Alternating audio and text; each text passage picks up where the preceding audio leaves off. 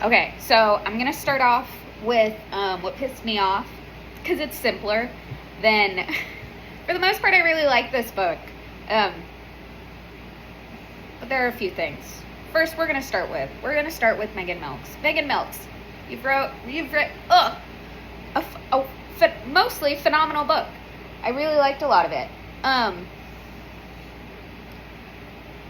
Could we hire a voice actor? Look. I feel like an asshole. I feel shitty. Because I'm like, I appreciate, like, you've written this book. This is your work. This is your art. This is your, something you've created and put out into the world. And that's very vulnerable. And so I do like to critique. That feels so personal, though, to be like, God, you shouldn't be reading it, but you shouldn't. You should not. Here's my thing is I'm like, I can appreciate an author wanting to read their book, even if they're not like even if that's not, if they're not a professional voice actor. Like, not everyone has the voice, I think, as a critic, to like someone that you can listen to for hours. Like, that's not easy. That's not easy. And I feel like, as the author of the book, if you're gonna read it as an audiobook, like, then you have the kind of unique point of view of like knowing the inflections and the characters and how you want a certain scene or a dynamic to play out. And so to read your book so flatly, with no distinction between characters, like no real intonations, like what, again, emotional scenes, like intense, bizarre, like it's very creative, like it's a really good story. And to read it like AI, like, it deserves better than that. Let the form of the audiobook lend itself to your story, to improve it, to make it more like emotional and intense and connective. And it pissed me off. So, but I finished it. So, what does that say? Who am I to say? I haven't written and published a book, so fuck me. But, I would love a new audiobook. With like professional voice actors. Oh my god, Megan Milks. Or the editor. I don't know who this is. The gulping. Oh, I don't want to listen to the gulping. This is why we have professionals with breath control. With, like, it was mind-blowing to be suddenly hearing this whole form is you in my ear, and you're gonna make me listen to your gulping? I hate it. I hate that. That alone, I hated that. Like, it was, like, honestly offensive. It was really upsetting. What are you talking about, gulping? It's edited. What the fuck? What? How does that happen? And it kept happening. Like, once it started, it wasn't stopping, and I was just like, ugh. So I do kind of wish that I'd read it in that sense. But I still hated the second person. I hated the second person point of view the whole time. It never got better. My same point still stands. I think that it's like disjointed, and is a kind of, in a weird way, like, I don't know if that can't be the point. Like, I didn't like it. What if that's it? If I just don't like it? Maybe I don't like it, and I didn't like it. Also, it was confusing, because it was still Margaret, but you're saying you. So you want me to be Margaret, but I'm not. Like, because you're not speaking to me as the reader. You're speaking to me as Margaret. And maybe that's your point. Like, that we are her and we're all Margaret. I didn't like that though. I don't think it was necessary. It didn't feel necessary. It felt disorienting and just disjointed.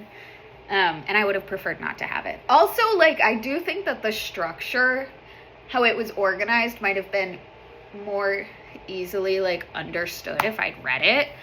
Because I did get, like, confused when it would go, because it, like, kind of had multiple starts, and then it had multiple chapters, and then it went into the game thing and had, like, levels. And something about that auditorily was just hard for me to process, especially if we're not going to have, like, different vocal inflections that are going to distinguish when important shifts occur within the story that I can't identify visually. It would be nice to have a clear something to let me know what's happening. Because the thing about that, like, monotonous tone with this kind of, like, abnormal, like, this kind of not almost non-linear sort of structure is that I get fucking lost. I got lost. And for the most part, usually if I get lost, I'll ride it out and I can kind of get back in. But that just didn't feel necessary. Like, it felt like there were ways to make this an even more engaging audio experience that could, like, heighten the perception in relationship to this book. And I just don't feel like the audio version aligned with the story and with the structure in a way that, like, I think is the most successful. All that being said, for the most part, I really liked the book. I thought, I think it's really interesting. I think that the like, epilogue to Carrie, got a little bit very dissertation-y, and a part of that feels intentional, and part of that is that where I'm like, is this, like, Megan Milks, like, kind of inserting themselves into the story? Is this, like, is that almost a, like, autobiographical kind of which is sort of like the whole argument of that final chapter is like, well, author is also the story, and the story is constructed and fictionalized, and so, like, I get it theoretically. I do feel like it, again, like, it was kind of unnecessary, and maybe that's not fair. Like, I can appreciate, again, like, a story being, especially kind of the way that Milks writes it, is that, there is this kind of, like, surreal, like, shifting between reality and fantasy and truth and speculation and all of these kind of different realities.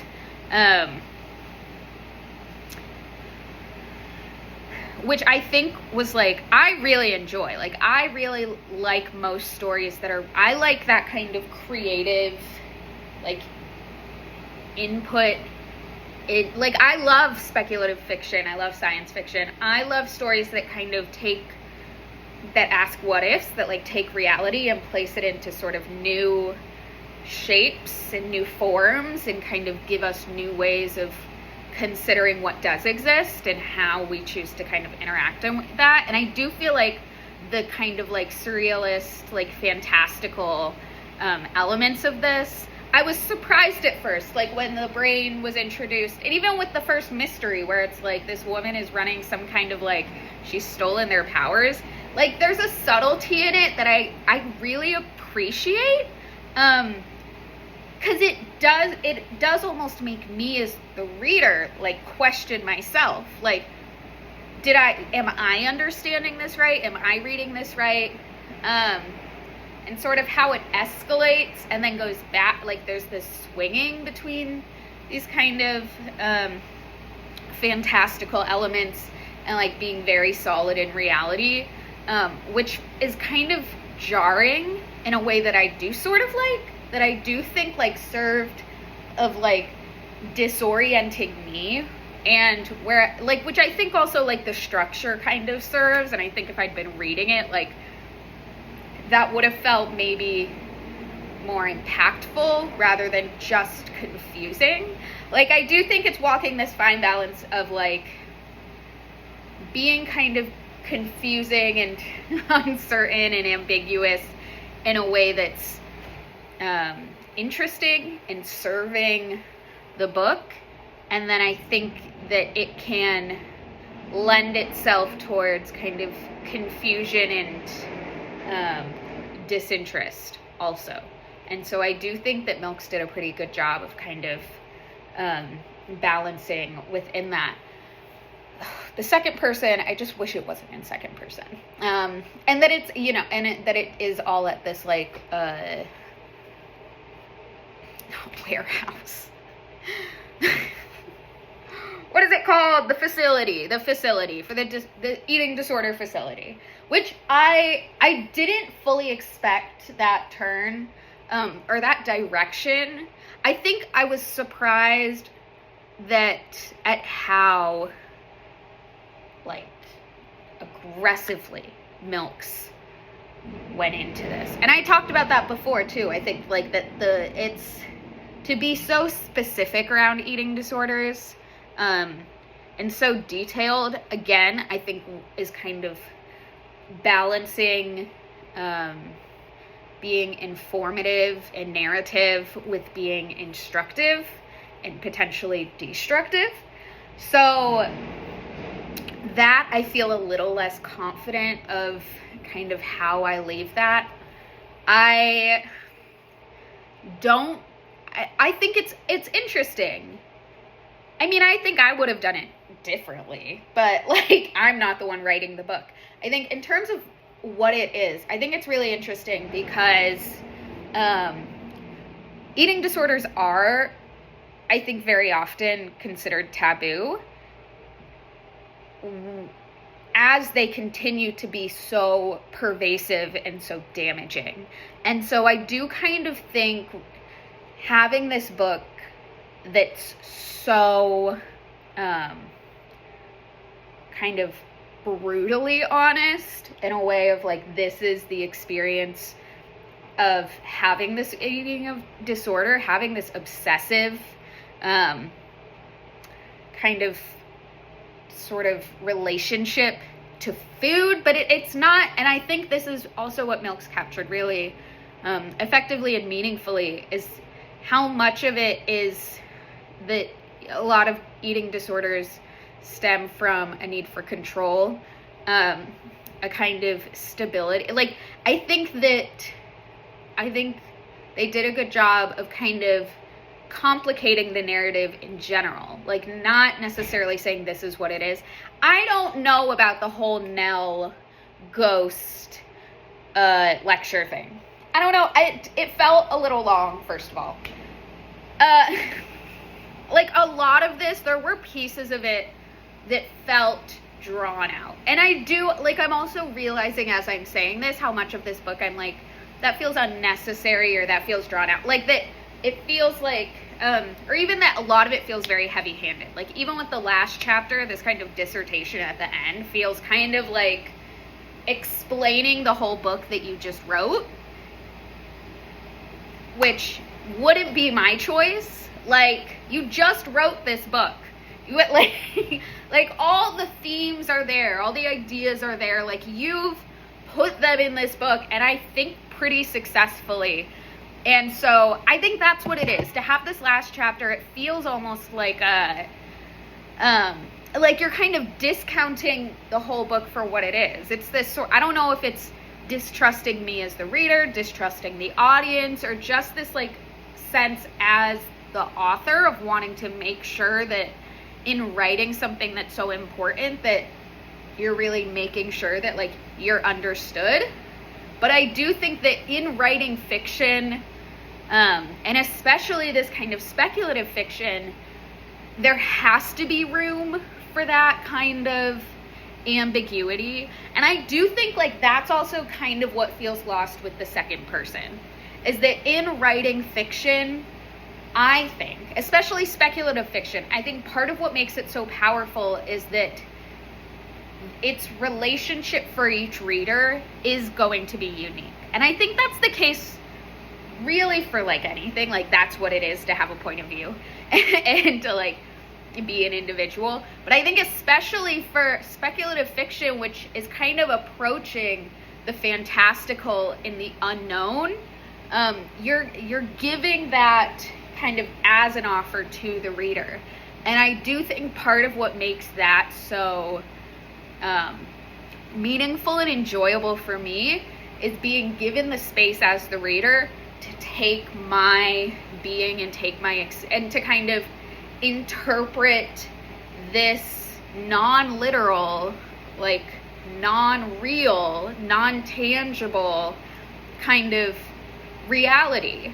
It's a reality that's not real. And I think being given the opportunity as the reader to explore that and to be given the freedom to move within that and kind of, and I think like that's where I think Margaret's character, as much as she sucks, he sucks.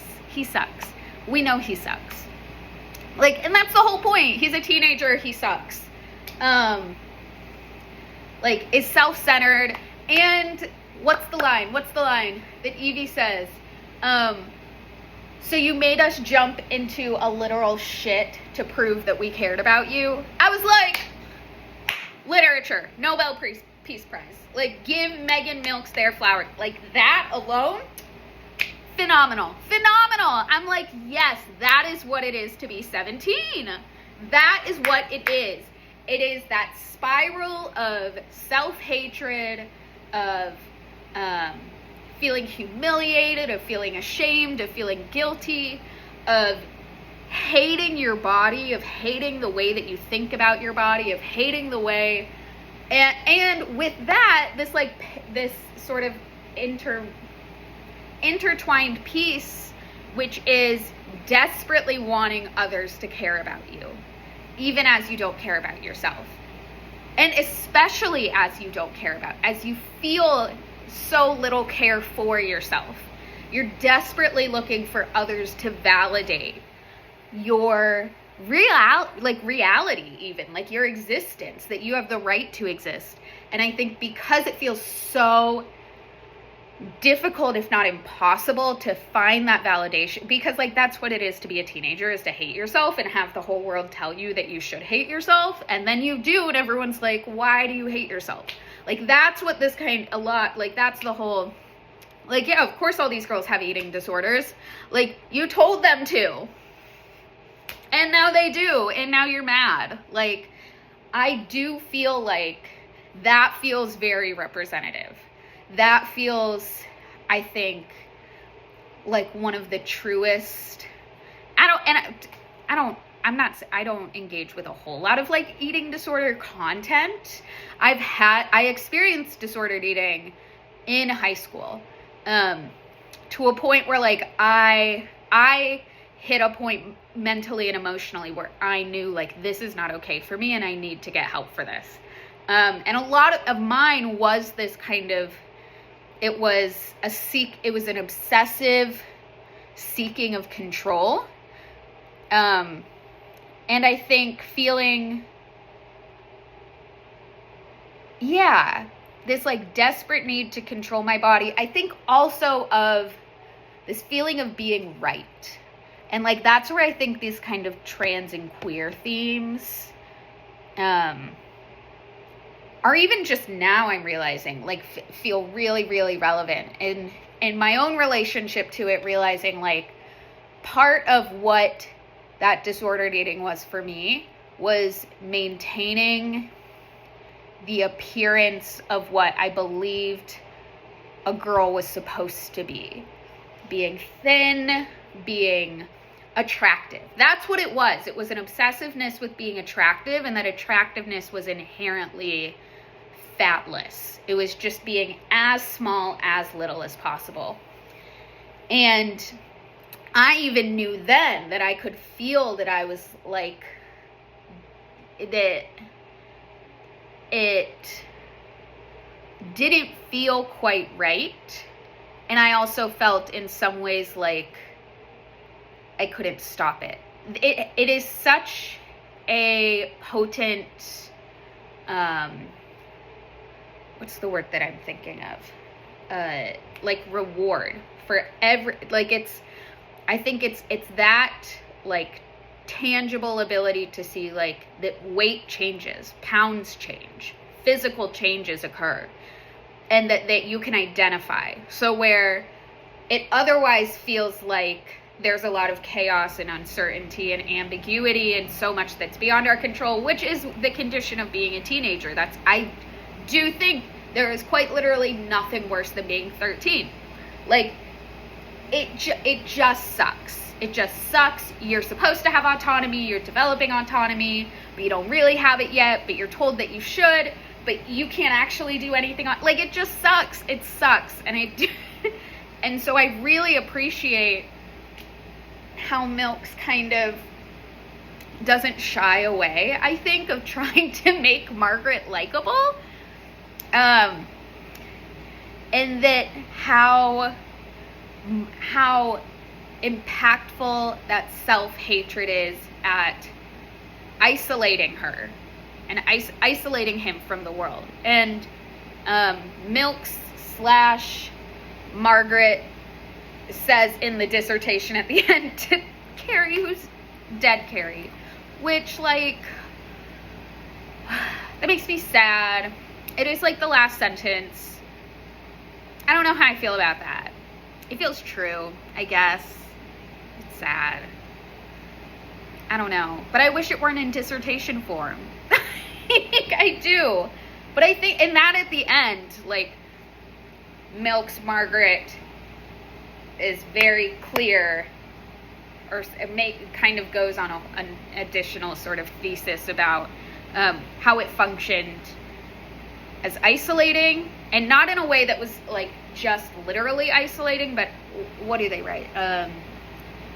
Like, isolating is a mindset. Isolation is a way of being. Like, that it doesn't have to actually do with your relationships or how cared for you are. It's your perception of yourself as being alone. And that comes, like, again, that feels very like just a accurate, like a true representation, a depiction of like what it is to be in high school, which is, I think, a feeling of isolation that is kind of self-serving, I think, and that it's both egotistical, like there's this sense of like nobody understands me. Like, I think it is very isolating in that it's really hard to build meaningful relationships, and even when you have those, it's hard to have relationships. It's hard to communicate. And so the fact, and what I notice so much is how Margaret feels isolated when others don't read his mind, which is just like, yeah, like, which I think I experienced so much of in high school, was this sense of like, I don't feel okay, and why can't anyone else see it? Which you're feeling at the same time that you / Margaret are like presenting yourself as fine, as not sick, as having no problems, as like, and so creating a facade of yourself to hide all of the dysfunction that's happening inside, and then being pissed off that no one can identify the facade, and then like reach in to pull the like, this is you. But that's part of that like low self-esteem, like wanting others to validate you and feeling incapable of that internal confidence and validation, which is, again, like feels very universal. And what that makes me think of, going to Remarkably Bright Creatures, Mr. Cam coming back into my brain again, and I would love it if he would go, but he won't. But that makes me think of, because I'm like, look, we have here this 90s queer trans girl transing to not girl, into man / not woman, and Cam, our straight white guy who like is doing fine and who's very smart, who's got a photographic memory. But I also think, like, even with Margaret, how much we see of, like, how much he holds to his own feelings of, like, intelligence and power and superiority, especially over Ian/Lana. And so I think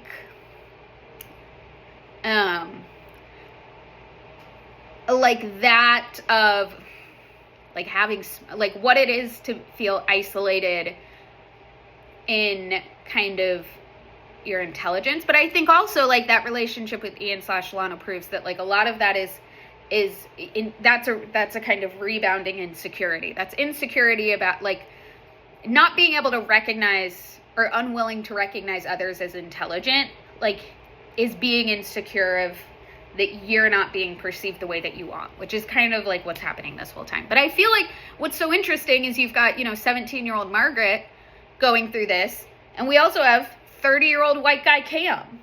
And so I'm kind of like, who both have these feelings of being deeply isolated, even as they're not. And maybe this is like me again, just coming back to dunk on Cam for being a piece of shit, but like I am kind of like, look dude, you're 30, like this is what the 17-year-old girls are going through, and you're 30, like why doesn't anyone care about me? Why isn't anyone helping me except for all the people that help me and care about me? And it is so I think it's this like recognizing that commonality and that like universality in that experience of isolation, I think feels really like doesn't feel necessarily new to me, but does feel important, especially like having these reading these kind of together. Hey baby, hey Mr. Mouchon, hi Mr. Boy, you can come sit in a box. You should sit in the box. I love that idea. Oh yeah. Yeah? Is that true? Alright, I gotta finish my rant review, because I'm gonna lose my train of thought. I will forget. I'll forget. I was hating on Cam. I remember that. I don't forget that. That stays true. But that does feel, I think, it just is, it feels very, I don't know, significant, just is like what sort of feels the most prominent in like finishing these stories, kind of these pieces that are sticking with me, is how that experience of isolation, even within just these two stories, of such like diametric, like opposed, different, just like very different people at very different points in their lives, at different points in time, like in different communities, even in like different styles of books. Well, they both are kind of speculative, so I don't know what that says, but like that there is this common experience of feeling isolated, and I just feel like a common experience of isolation, like that kind of oxymoron, is very interesting and intriguing to me. That because I do think, like, in both cases, it's not true. It feels very true. But even with Margaret, like, a lot of her feelings of isolation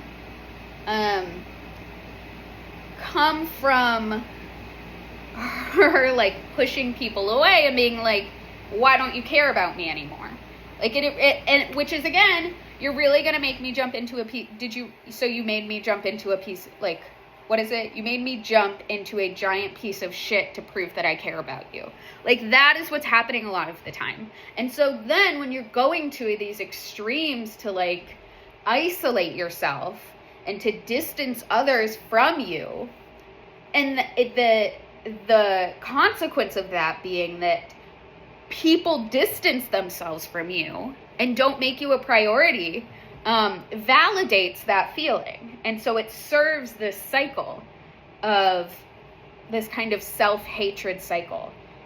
And it becomes quite cruel, I think, to expect others to go to such extremes, and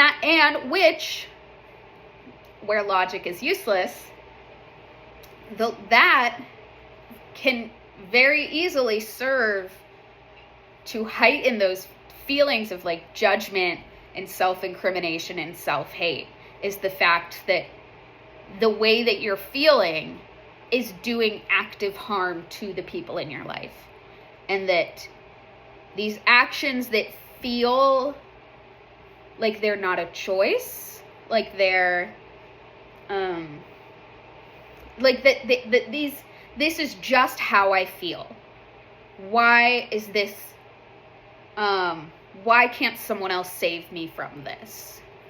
And is a pretty brutal place to be, because it is kind of like you can't win, RuPaul, you can't love yourself. If you can't love yourself, how in the hell are you gonna love somebody else?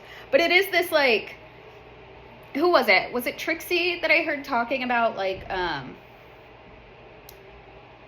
just the like literal truth of like, if, or maybe it was Caleb Heron. I think it was him. But if like you don't, it was some gay.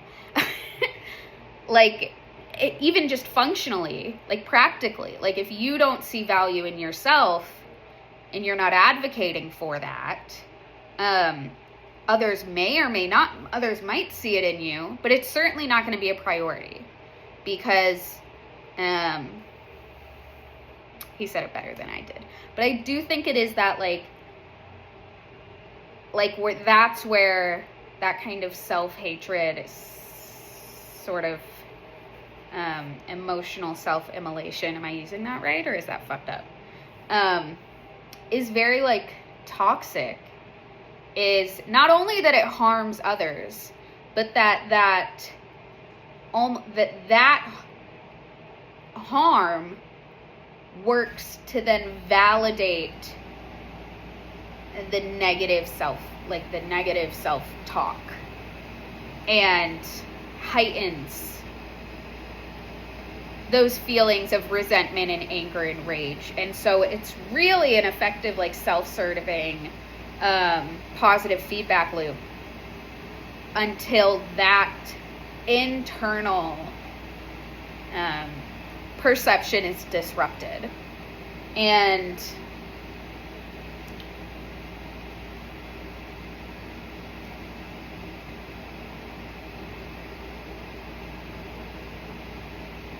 yeah.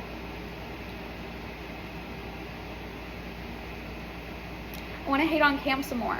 I don't know. But I do find the fact that, like, it does just feel kind of like, in some ways I can appreciate, I think those parallels of, like, that commonality of that feeling of isolation, even though that feeling can easily stem from,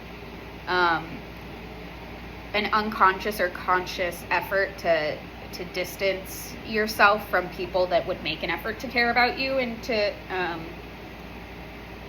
to support you. But like the fact that we've got like a 17-year-old and then a 30-year-old is a little like, is this really what it takes? That is a little bit of what I think is like, you know, does this kind of like self-actualization, construction of self-confidence from a like secure source of identity or of it makes me think of like an Inside Out, like the self, the core, the big core where all the, you know, whatever go, and they're like, this is Riley. And then hormones come in and are like, who knows? But it is that kind of, like, here's this core. And once you've got, like, you know, that core, there's this wavering and, you know, self-esteem that shifts, in relationships with food and relationships with people are kind of constantly in flux. But I think it's that core that helps that stability and the comfort in being alone. That even being alone is not isolating, or that loneliness isn't dangerous, and that it's not permanent. Like, there's this feeling, I think, especially in high school, when the feeling of isolation feels so permanent, and I think that's where there's seeing such extreme levels of depression and anxiety and apathy, is this sense of, like, futurelessness, like not having any kind of futurity. And so I really appreciate the way that Milk's kind of portrayed that awkwardness through Margaret. But it does make me think, kind of like, one is that's what I was saying. I'm talking in circles. One, like, does it take a kind of, not tragedy, but like a kind of extreme impetus or catalyst kind of for this self-actualization, this shift in kind of relationship with the self and with confidence and with the ability to feel secure among this sort of fluctuation. And because I'm always kind of thinking, like, how, especially as a teacher, like, how do I make these boys, how do I give these, like, how do I awaken these boys to empathy? I feel very concerned a lot of the time. And I do kind of feel like, remarkably, like, Cam validated that in a way that I'm not quite comfortable with, and that kind of leaves me feeling a little uncertain, is the ways in which cis men, and mostly straight cis men's experiences and lack of empathy, what we're seeing with both of them, and what we really see with Margaret in this kind of this self-hatred, and what I was saying, this sort of isolation, is that one of the consequences of it is that it does do active harm. And that harm serves those own feelings of guilt and shame and resentment that manifest themselves as further harm on others. That kind of hate is either going to manifest as harm towards the self and harm towards others. And we're seeing the harm towards the self. We're seeing her starve herself. We're seeing that desperation for control. And when that harm, but that is not all the harm that it does. There's harm to others, to her friends, to the people that care about her, and they cut her off, and then she's like, how dare you, you must hate, like it, and that feeds it. She's angrier. And so, it does make me kind of think, like, that,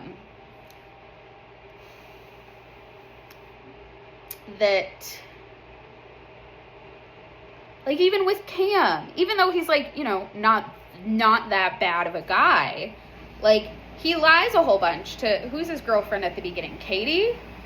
And, like, this poor woman who's been in a relationship with him for how long, and she's got this boyfriend who's just lying to her and trying to take advantage of her, and that can't do, like, a bare minimum of, protecting, like, putting himself on a leash so that he's protected. And, like, and that seems kind of minuscule within the sort of arc of the whole story, but, like, that's her life, and that's part of it, is that there's shitty, like, is that what it is? There's shitty men that you're gonna date, and then eventually another girl is gonna teach them to grow up. Like, even his whole thing with, is her name Avery? It's her name Avery. Like, he lies to her a whole bunch. Even then, he lies to her. And she has a son. And he's just like, whoa, women have feelings. And so I'm really stuck on this more than I thought. But it concerns me, I think, in that I can see in this young adult story, this story of a teenage girl who's performing this self-harm, and hurting others in this experience, and that she goes to these extremes and is put in and really gets herself put it. But that's also what's interesting, is that she really puts herself into the facility. She's creating the conditions of, she's hurting herself more to make sure that she's good enough to get into the eating disorder facility, which is like, that's the whole, like, is your eating disorder, and not like these, you know, kind of gamifying and like creating hierarchies in like the oppressive Olympics. Have you know, who's hurting themselves the most, is just kind of, it's all disgusting and upsetting, and I do think that Milk's portrayed that really well.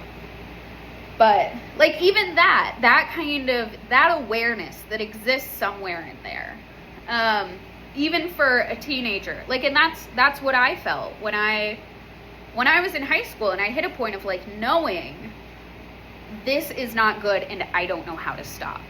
That self-awareness, that ability to reflect and say, I'm doing something and I know it's not good, and I need to change and I don't know how, and is so significant and very difficult, but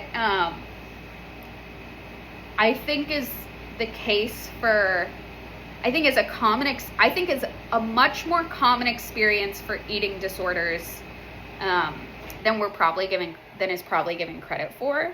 That it's not like waiting necessarily until you're collapsing. I think that what was it that Carrie, I'm awful with names, I think it was Carrie said, was like, they all think that we don't know what we're doing to ourselves, but we are.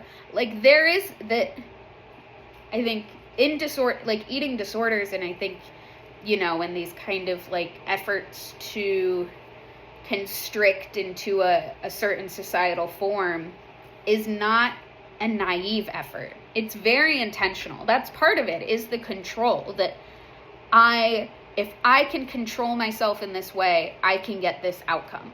And then I think, you know, that the kind of parallel, or sort of, I don't know, parallel, paradox, opposite, opposition. I feel like I've got those words. I just can't. There's one that's missing and I can't remember which one. But that, you know, this kind of like binging, this kind of like excess, the excess of eating and binging and making yourself sick is, I think, is both a kind of punishment for your inability to control, and the indulgence in, and that, so it's punishment and it's also indulgence. It's indulgence in the thing that you know is wrong. It's indulgence in the pieces of yourself that you hate. It's giving yourself just a moment to feel what it would be to live, to not need to be in control. And I think that shift in mentality to release a level of that control and to accept your own kind of humanity in a way, is really significant and really difficult. I definitely resonated with that. And I would imagine that I think in the way that like lesbians, and especially like butch and mask lesbians, people who not only like and I think it happened, you know, this is experienced in many ways by fat people, and I think by like not only people of color but people with dark pigmentation, like having a characteristic that falls so clearly outside of a kind of societal mold. You're sort of faced with the choice either to hate yourself and to conform yourself, often through a lot of violence to yourself and to your body, to morph into the form that you're provided, or you have to find a way to live with yourself as you are, outside of this model. And so I think that's where you find, you know, that's kind of the whole, I think a lot of the conversation around queerness, and especially the like, the kind of political, social pushback against queerness, especially visible queerness, is its presentation and portrayal of freedom is, I think, really harmful to like the traditional American dream world that we're all fed, and that we have to that I think life in general, if I'm to make a grand, appropriate I don't know, some word that I can't think of, a grand statement about what life is, it's either it is constructing yourself within this mold, it's going to the school that you're supposed to and getting the job that you should and getting the grades that you should with the body you should have and getting married to the right person to have, like, it's very clear. And I think people who are forced, whose lived realities can never form into the cis het white Christian capitalist life, world, reality, are forced to confront that much earlier. That the idea that you can fit a mold, that if you can be right, then you will be accepted.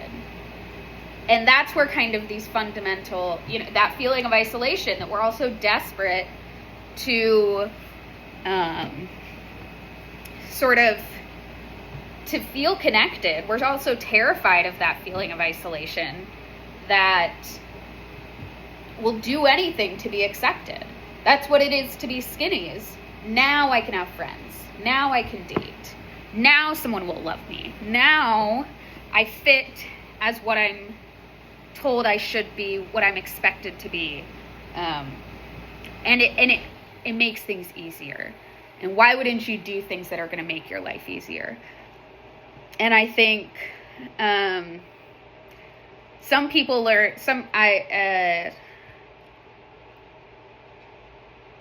that maybe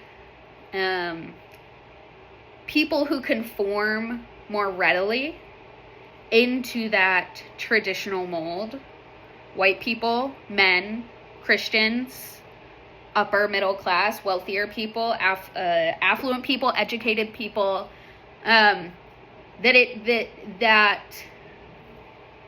the kind of not illusion, but sort of the idea, the dream of the American dream, the closer you are to that, it feels more in reach.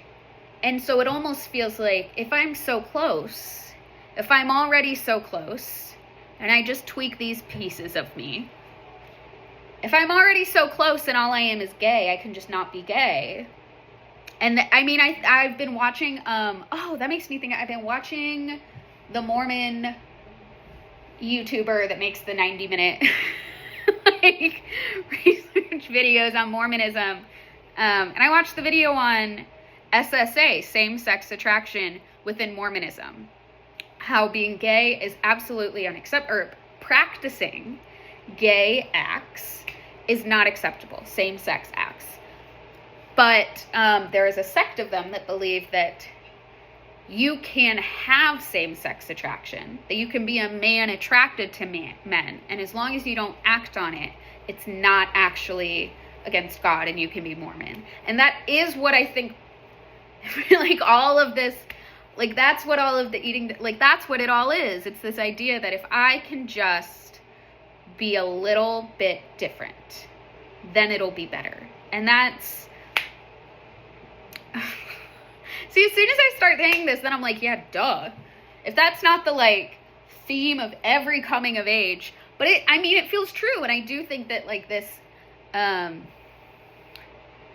that Milks in this writes that pretty effectively and powerfully, is I think what it is to feel that, like, not just to know that that's what is felt, but that level of like empathy to put you into that which I guess is like what the second person point of view is supposed to do. I just hate it, and I don't think it's necessary, but maybe that's not fair. Maybe some of these cis white men do need it to be you with the eating disorder. And so that's going back to our cis white man 30-year-old Cam, is that I do kind of think like he was never really confronted with the fact that he has a responsibility in his life. Not like he is responsible to himself. That if he wants things to happen, he has to be responsible for making them happen. And that I think is really, because even after reading this, I think, yeah, of course, the fucking idiot. How did you not realize that earlier? Like, this is what, teenage girls are going through, is this crisis, this conflict, this confrontation of like the self and what are you, it is not sustainable to hate yourself. And if you hate yourself that bad, you will die. And I think that's what a lot of it is. Like, I think that's with eating disorders, self-harm to an extent, although I shouldn't be really speaking on that. That's not fair of me. But I do think like, that, and I think part of that is that, is kind of ironically, because he's had so much support for so long, he never had to confront it. He was simply okay. Even when he didn't go to college, even when his girl best friend didn't love him back or what, like even as he's an asshole to his friends, like his girlfriend finally leaves him and he's like, what the fuck is wrong with you? Like, yeah, dude, there's consequences to your actions. You can do harm. And I think it's really, really fascinating to have this kind of parallel, to have read these sort of around the same time or consecutively. Because it almost clarifies, and that's not even what that book is about. That's just what pisses me off the most about it. Like, that's just what makes me mad. That's why I don't read books about cishet white men. I don't. Because I have a very hard time sympathizing with that. And this is why. Because I see a 17-year-old girl who is suffering, who is starving herself to pass out, and then hates herself so much she doesn't think that's bad enough. And I wonder if it's just like the levels, because I do think that like, we see it with Ian/Lana, but I think in general, like, it's not as if that kind of body dysmorphia, kind of low self-esteem, self-hatred doesn't exist among teenage boys. But I do think that the outlets and the ways that it is expressed and how we identify it is very different. And so maybe that's how it kind of, I think it's not a concern. And I also wonder how much it's, what that expression of that like self-hatred and internal conflict manifests as for young boys, I think is maybe, and I would have to think about this more. This is my hypothesis. This is my theory, is that it manifests as assertion of power, as like when it becomes being cruel, being mean, that control, that I think that makes me wonder, that makes me think about, you know, what I was saying before is that, like, this level of self-hatred lends itself to a kind of self-immolation, a violence towards the self. And that seems to be, you know, the fact that eating disorders are much more common among, as far as we know, as far as the research shows, but does seem to be much more common among young girls. I think is partly like harsher standards, but I also think partly is partly that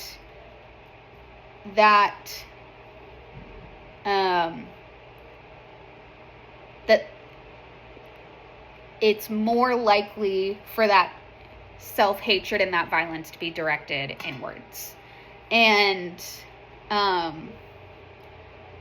think young boys and young men are more likely to direct the anger and the resentment that bubbles, that kind of comes from that self-hatred outwards as violence and as power and as cruelty, or as, I think, physical violence. Even in the sense of, like, you know, if we're going to say, like eating disorders are physical violence, it's just who is it that's being harmed. And I think it's really interesting with these and with the ways that I'm kind of thinking, although it would certainly not be fair to kind of apply this broadly. And I certainly don't know enough about it too. But it does make me think, like, that, you know, violence is a sort of consequence of this level of anger and insecurity and self-hatred.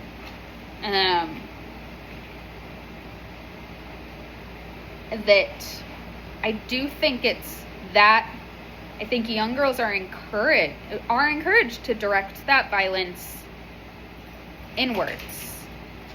They're blamed for, I think, for all of it. Young girls are blamed for everything. They're blamed for being fat, they're blamed for being skinny, for being smart, for being stupid. For, like, they're hated for liking things. All of their interests are bad. And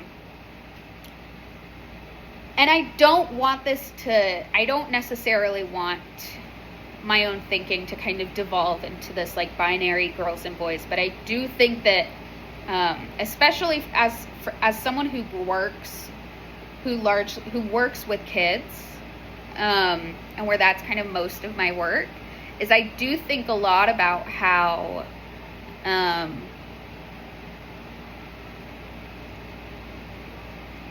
kids are impressionable. They take everything. I've been thinking a lot about how, you know, most of teaching isn't really teaching, it's their learning. And they're going to learn things whether we teach them or not. And it just depends on how they process, how they perceive, and what are they offered as potential things to learn. And so it does make me think, like, what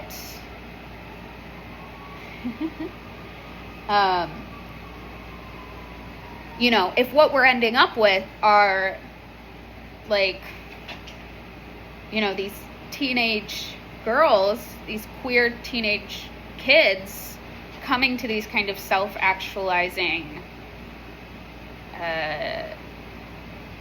perspectives and identities in high school and you know, pretty young, in their early 20s. And again, like, I don't know if Cam is representative, but to be honest, I'm inclined to think of him as true. Like, you know, from who I've talked to about this book, and, like, he seems pretty representative of, like, that level of self-awareness and of that kind of dichotomy of being not only self-hating, having low self-esteem, but having the self-awareness to understand that there is more beyond that. that is not innate. And he seems so much of like, he really truly does not understand. And he has no capacity to understand his mother, to understand Katie, to understand why he's been fired so much. Like, he really, not until the end, until he has women that have to tell him multiple times, does he seem to, and until he becomes desperate, does he seem to recognize, and even then he never really fully seems to, like, it does seem a bit grudging. Like, it's the early stages of becoming kind of self-aware and empathetic, and in that self-awareness, becoming able to relate to others in new ways and be more compassionate and considerate of the motives that inform how other people exist and live their lives. And if he's kind of representative, if that's truly like not hitting until you're desperate in your 30s, you know, maybe your 20s, I don't know. But it does make me think, like, how, because that feels really bad. That's bad. If I'm being honest, I think that's fucking bad. I think that we have no fucking excuse.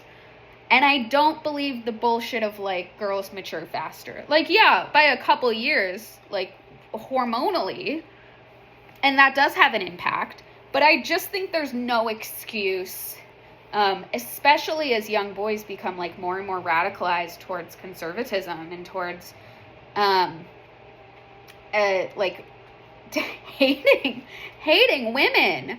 And that is a consequence of this insecurity of feeling so insecure in their own positions of power and influence and validation that they no longer have the kind of traditional models for validation and self-esteem that have always kind of been considered like the attentions of both men and women. And as the young girls are becoming, I think, more and more aware of, or less and less accepting of their own kind of positions of inferiority, which is what feeds this self-violence, this self-immolation, the eating disorders, the obsessiveness, like the fact that it is imposed on the self and internally, and that's kind of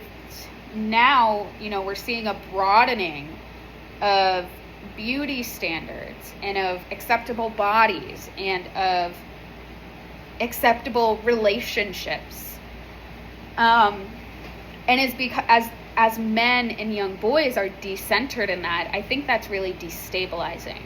And there's a kind of power vacuum where that the core that they're provided, that's not real, is not real. Like, that's not a real identity, but that's what you're given as an identity.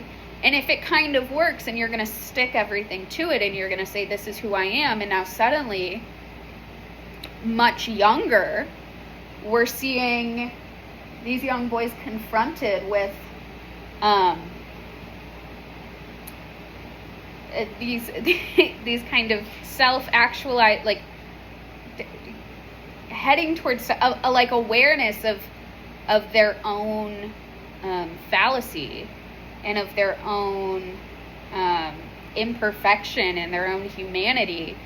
How do we provide tools, which feels so tools, what are the tools? But it is like, what do we need to do? What do I need to do? What can I do? I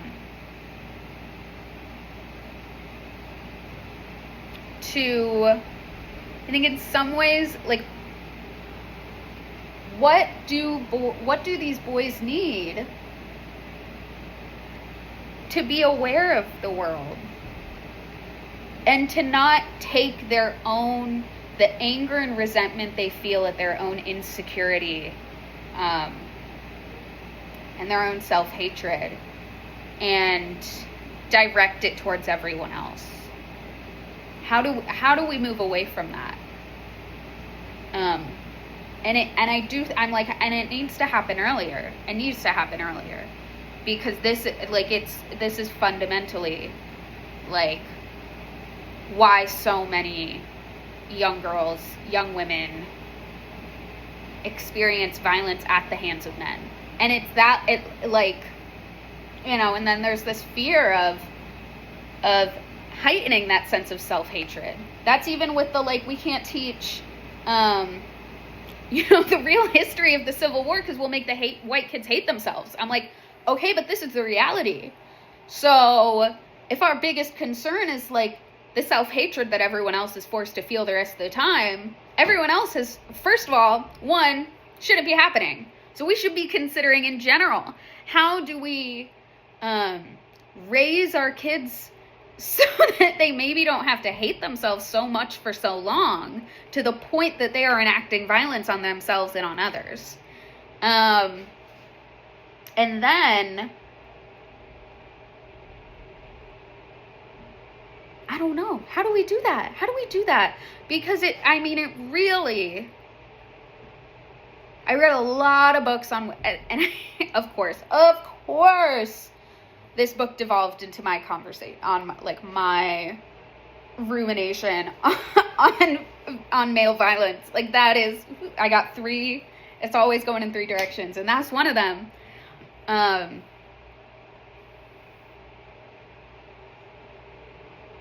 Because I went in a fully different, this has stopped being even a review. Yeah, I like the book. What else was it? I don't know if the whole rectal shit scene was necessary. I don't know that I needed that. But yeah, I think it's giving me, I really appreciate a YA book. And here's the thing. I don't know if I could have read this and enjoyed it. Well, maybe I could have when I was in high school. And I'm so curious how other people react when reading unlikable narrators. For me, though, I can really appreciate an unlikable high school narrator, especially when they're undergoing such a distressing experience of being a human. So I don't know.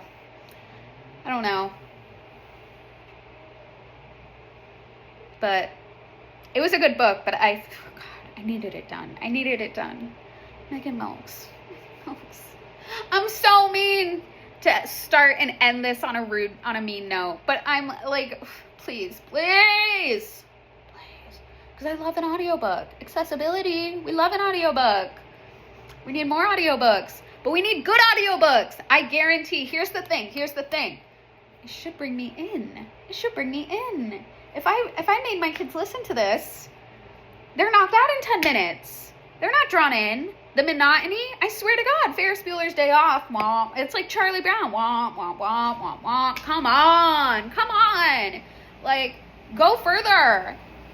And I would rather, and maybe I would take this back, but I do think I'd rather an exaggerated, engaging audiobook where maybe the accent, you're distinguishing characters, but you're kind of doing shitty accents. That almost feels preferable to this, because that at least feels in some way I'm getting a sense of the character.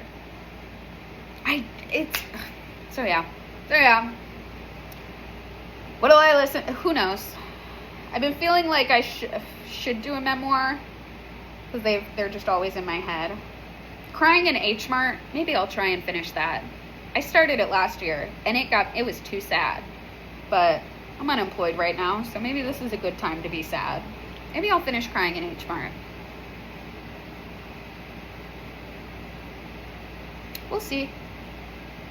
You're moving so fast. What's up? Hi. What's up? I gotta quit. You should not eat more of that chicken. No, that's not fresh anymore.